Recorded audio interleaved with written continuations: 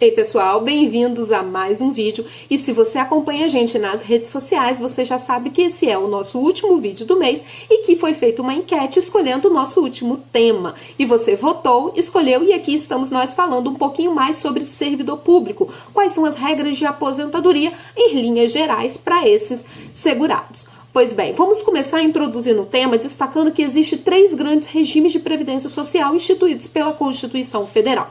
O primeiro deles é o Regime Geral de Previdência Social, o conhecido INSS, da iniciativa privada. O segundo é o Regime Próprio de Previdência Social para servidores públicos, cujo órgão aonde eles estão vinculados institui um regime próprio, por exemplo, a União, os estados e alguns municípios.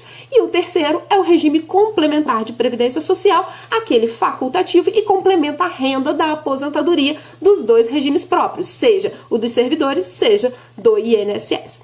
Pois bem, o que é interessante a gente destacar para servidor público? Primeiro, não é todo município que possui regime próprio. A União tem um regime próprio instituído, os estados possuem regimes próprios instituídos, mas nem todos os municípios possuem. Então, os municípios que não possuem regimes próprios não podem mais instituir. A Emenda Constitucional 103/2019 proibiu a criação de novos regimes próprios. Os municípios que não instituíram estão regidos, os servidores concursados daqueles municípios, pelas regras do INSS. E aqui já vou adiantar para vocês uma grande questão. Se a aposentadoria desses servidores nos municípios que não possuem regimes próprios, aqueles servidores efetivos que se aposentaram com as regras do INSS, limitar o valor do seu benefício ao teto e ele possuía direito à integralidade e à paridade, sendo esse valor integral superior ao teto do INSS, todos eles fazem jus a uma complementação de aposentadoria pago pelo próprio município. Essa é uma regra, depois a gente vai trabalhar um pouquinho mais com ela, mas é muito interessante já deixar destacado. Segundo ponto, os municípios, estados e União que já possuem regimes próprios de previdência instituídos, é interessante destacar 3 grandes emendas constitucionais anteriores a essa emenda 103/2019. A primeira delas foi a emenda constitucional número 20, em 1998. A segunda, a emenda constitucional 41, em 2003. E a terceira, a emenda constitucional 47, em 2005. O que aconteceu, e aí a gente deixar bem claro para servidor público, foi uma grande modificação. Primeiro, em 2003, a partir da emenda constitucional 41, acabou com a regra da integralidade e paridade para os servidores públicos. E o que era a regra da integralidade e paridade? Os servidores efetivados até 31 de dezembro de 2003 faziam jus ao se aposentar com o último salário e os reajustes iguais aos reajustes das pessoas na ativa.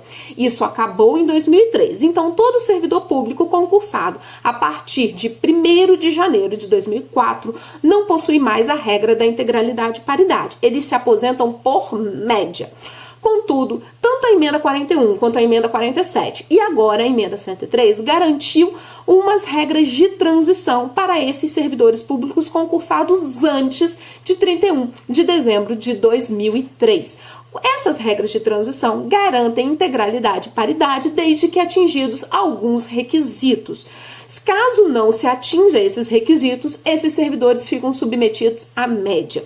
E agora é interessante destacar que para o servidor público federal, para o servidor público estadual do Estado do Espírito Santo, essas regras da emenda constitucional 103/2019 acabaram com as regras anteriores de transição da emenda constitucional 41 e da emenda constitucional 47. Então, a emenda constitucional 103, a recente reforma da Previdência, que foi aprovada no ano passado, extinguiu com as regras anteriores. Então, ou o servidor público já preenche os requisitos, aquelas regras anteriores, até a entrada em vigor da nova reforma da Previdência, ou para se aposentar com integralidade, e agora a nomenclatura é totalidade, ele vai precisar preencher novos requisitos fixados pela emenda 103. No estado do Espírito Santo, a aprovação da reforma da Previdência, ela aconteceu mediante a Lei Complementar 938 de 2020 e vai passar a entrar em vigor a partir de 1º de julho de 2020, ou seja, daqui a um mês a gente já vai ter novas regras instituídas. Possuem regras de transição fixadas, garantindo totalidade dos vencimentos para quem entrou até 31 de dezembro de 2003 no serviço público, a nova reforma, desde que preenchidos ou pedágio de 100% ou uma idade mínima fixada lá na Lei Complementar 938 e na Emenda Constitucional 103/2019. Para cada cargo foi definida uma idade diferente. Por exemplo, para professores existe uma redução de 5 anos.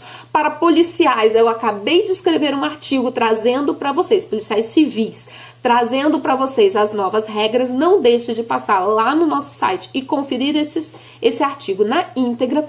E para servidor público submetido a agentes nocivos, também possui uma regra de idade mínima diferenciada.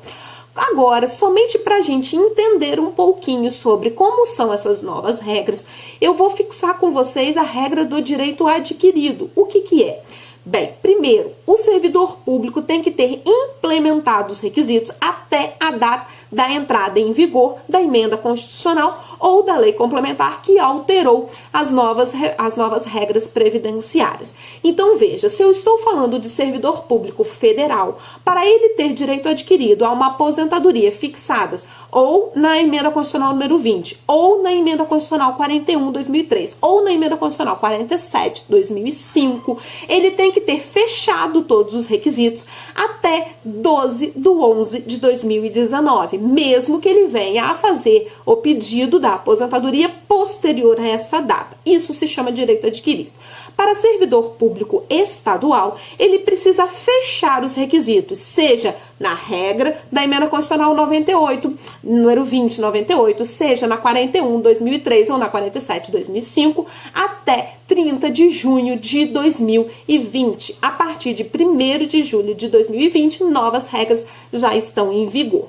Pois bem, se você quer conhecer um pouquinho mais sobre essas regras de direito adquirido, bem como os requisitos para aposentadoria, não deixa de seguir a gente lá no nosso site, no Instagram e no Facebook, bem como aqui se inscreva no nosso canal no YouTube e fique à vontade para compartilhar esse vídeo. Até a próxima e a gente vai conversar mais sobre servidor público, não deixe de conferir.